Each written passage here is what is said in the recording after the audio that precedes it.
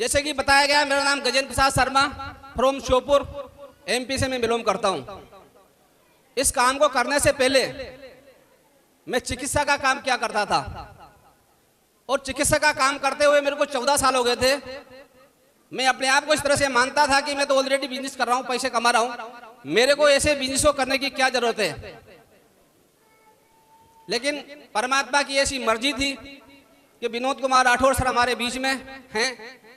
वो मेरे बच्चों को पढ़ाया करते थे एक स्कूल में। मैं धन्यवाद देना चाहूंगा उनको कि उन्होंने मेरे को इस बिजनेस से ज्वाइन करवा लिया। ज्वाइन तो उन्होंने करवा लिया, मेरे को बच्चों को पढ़ाते थे। मैंने सोचा विनोद कुमार राठौर जी आए, बच्चों को पढ़ाते हैं, बात मानूं या ना मानूं। लेकिन दोस्तों इन्होंने एक इंश्योरेंस बताया था, रिलायंस का इंश्योरेंस था उस टाइम पे। तो मैंने टैक्स रिपीट के लिए वो इंश्योरेंस ले लिया था कि इनकी बात रह जाएगी और मेरा काम हो जाएगा। क्या लगता है इंश्योरेंस हम कराते कुछ जाता है, हमारा कुछ जाता है क्या? मनी बैग हमको मिलेगा, मैच्योरिटी हमको मिलेगी। मैंने सोचा इंश्योरेंस में कुछ जाता तो है नहीं, काम करे तो ठीक, नहीं करो तो ठीक, क्या दिक्कत है, इनकी बात रह जाएगी, इंश्योरेंस हो जाएगा। ये मान करके मैंने बिजनेस ज्वाइन कर लिया था, काम नहीं किया था। लेकिन सर लोगों ने मेरा पीछा नहीं छोड़ा और बार बार ये मेरे को मोटिवेट करते थे, गजेंद्र जी देखो बिजनेस बहुत बड़ा है, इसको करना चाहिए, इसमें बच्चों का भविष्य सिक्योर होगा। क्या गारंटी आप जिस काम को कर रहे हो आपके बच्चे करें या नहीं करें, लेकिन अगर इस काम को आप करते हो तो आपको बहुत कुछ यहां से मिल सकता है। मैंने सर से कहा, मैं सर मैं क्यों करूं इस बिजनेस को, ऑलरेडी मैं तो पैसे कमा रहा हूं, मेरे को क्या आवश्यकता अटकी। लेकिन इन्होंने मेरे से क्वेश्चन किए, 4 क्वेश्चन किए। आप सुनना चाहोगे क्या किए उन्होंने कहा गजेंद्र जी ठीक है आप पैसा कमाते हो, क्या लगता है आपको इस बिजनेस को करते हुए आप कभी विदेश यात्रा जा सकते हो? मेरा जवाब नो था। जिस काम को आप कर रहे हो उससे कभी आपके पास समय होगा? दूसरा क्वेश्चन था इनका, मेरा जवाब नो था। पैसे तो मैं कमा रहा था लेकिन इनके जवाबों का उत्तर नहीं दे पा रहा था। क्या लगता है गजेंद्र जी जिस काम को आप कर रहे हो उसमें आपका मान सम्मान होगा इतना जगह जगह? मेरा जवाब नो था। फिर उन्होंने क्वेश्चन चौथा किया कि आपको क्या लगता है जिस काम को आप कर रहे हो उसमें आप लग्जरी गाड़ियों में घूम पाओगे? मेरा जवाब नो था। फिर इन्होंने मेरे से कहा गजेंद्र जी अगर आप इस काम को आप करते हो तो यहाँ जो 4 सवाल मैंने आपसे किए हैं वो सारे सवाल आपके पूरे होने वाले हैं।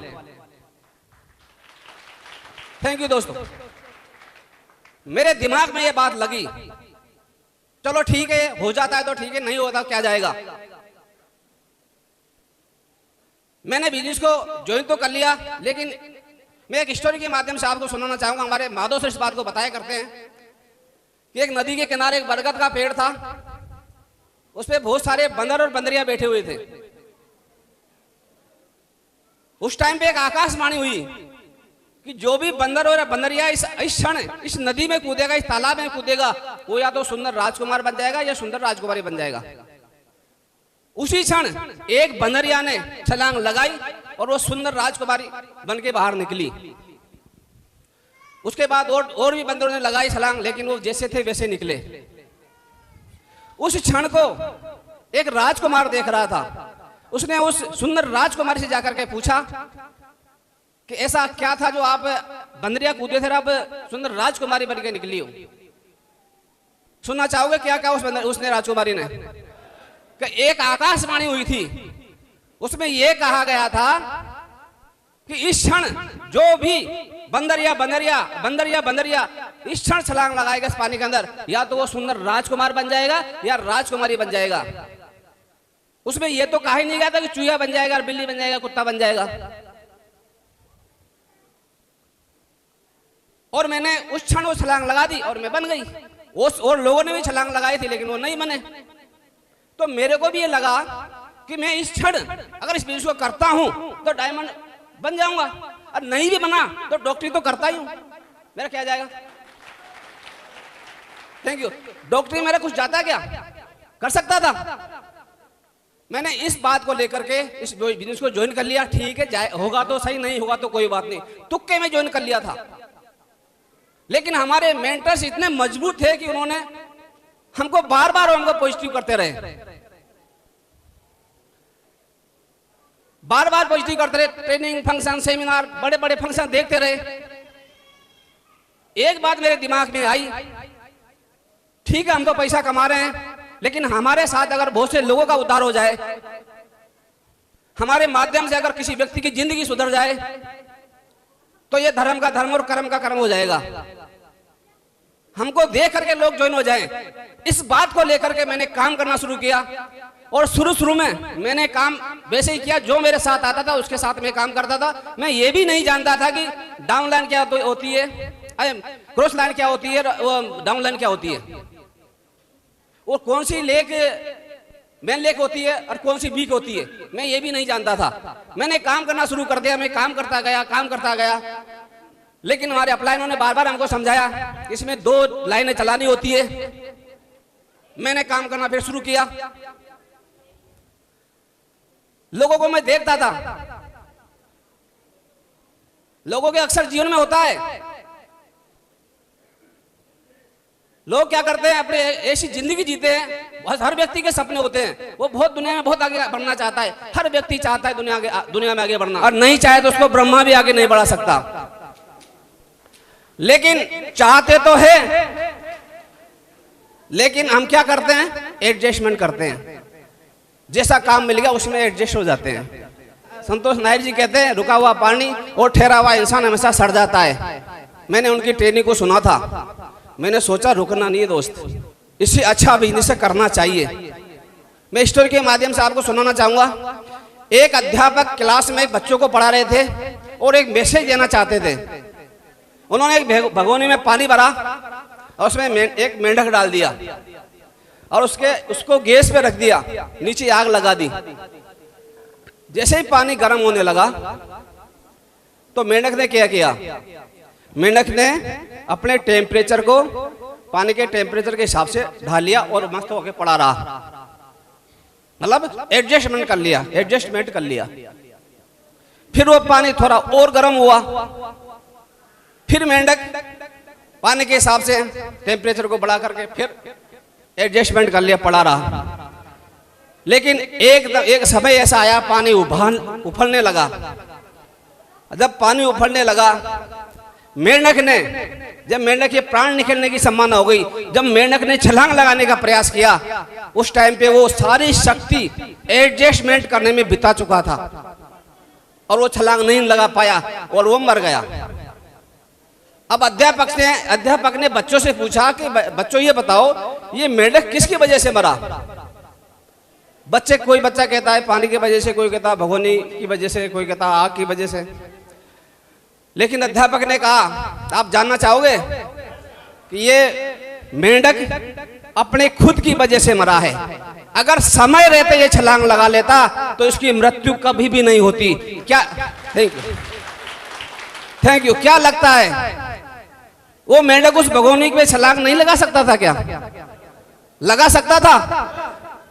समय रहते छलांग लगा सकता था।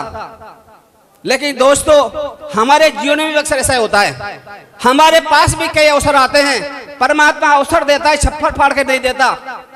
हमारे पास जब अवसर आते हैं तो हम अवसर को ऐसा करके टाल देते हैं और हमारे समझ में नहीं आता।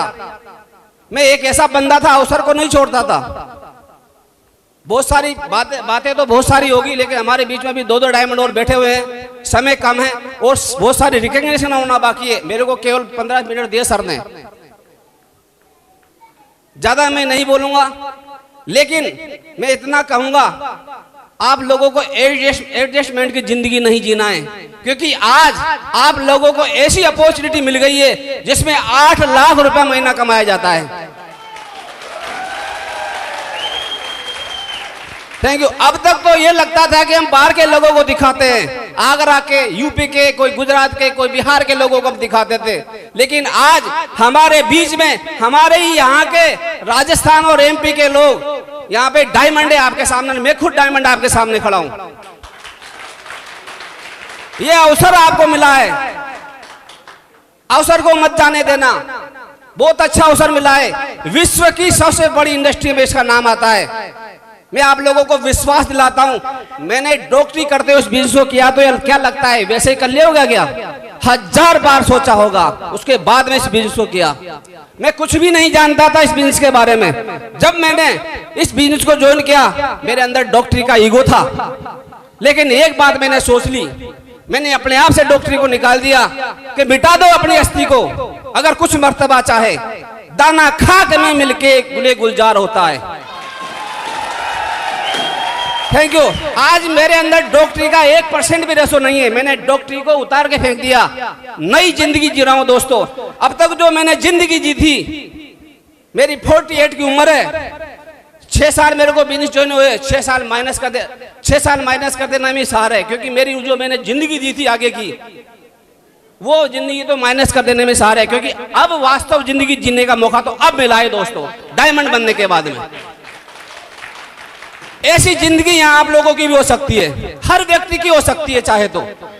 आप लोगों को सिर्फ ठानना पड़ेगा, मान ले तो हारे और ठान ले तो जीते। हमने ठाना था, माना नहीं था, ठाना था। मानने से क्या होगा, ठानना पड़ेगा।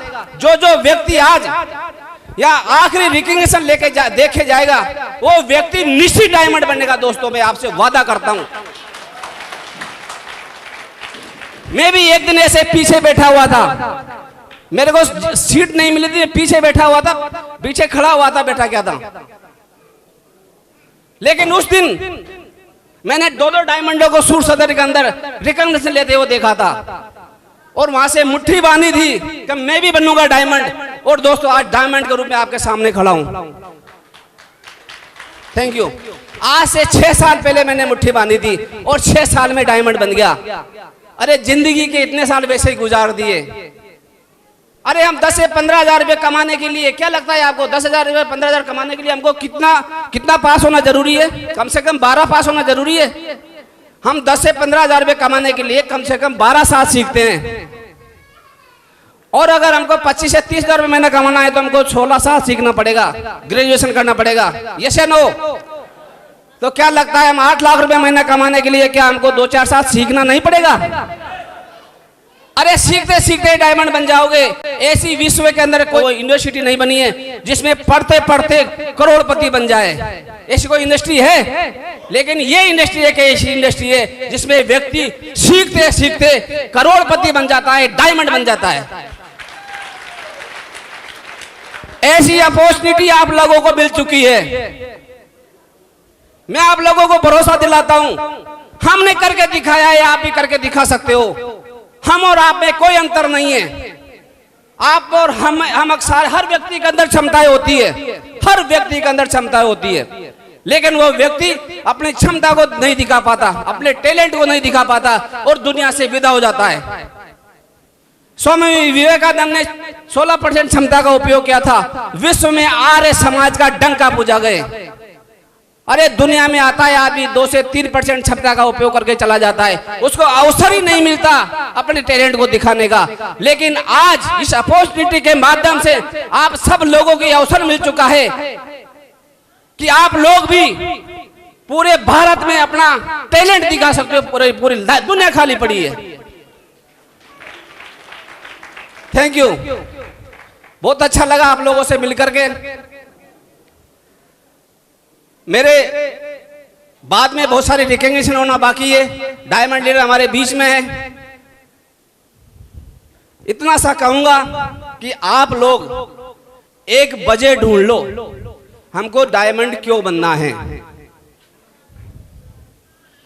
अरे रहने दे आसमां जमीन की तलाश ना कर, रहने दे आसमां जमीन की तलाश ना कर, सब कुछ यही है, यहीं पर तलाश कर। अगर हर आरज़ू हो जाए पूरी तो जीने का क्या मजा, अगर हर आरज़ू हो जाए तो जीने का क्या मजा। रहने दे आसमां जमीन की तलाश ना कर, सब कुछ यही है, यहीं पर तलाश कर। हर आरज़ू हो जाए पूरी तो जीने का क्या मजा।